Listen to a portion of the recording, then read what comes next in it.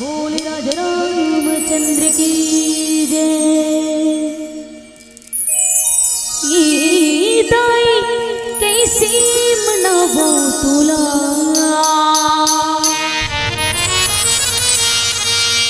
लाली चुनरी चढ़ावो तुला।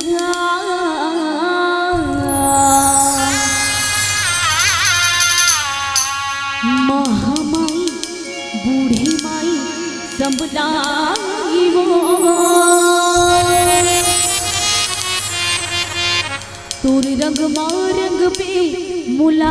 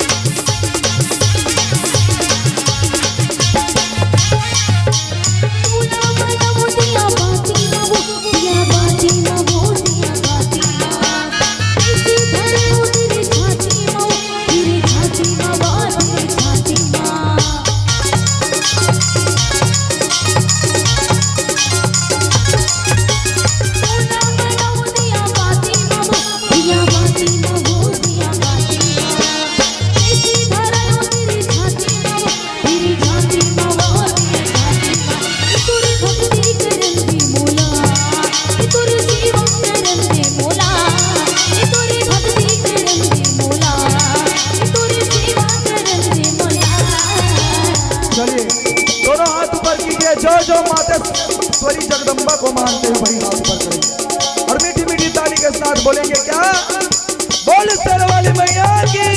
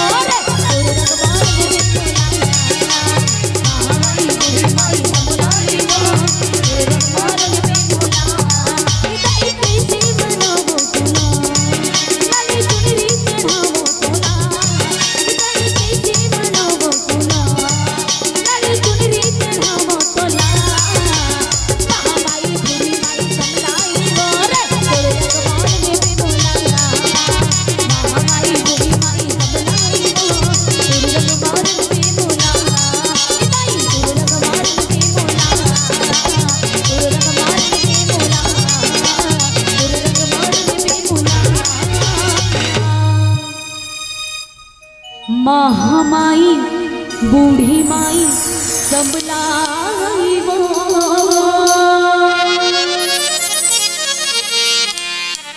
तोर रंग मारंग पे मुलाना बोल सिरा वाले भैया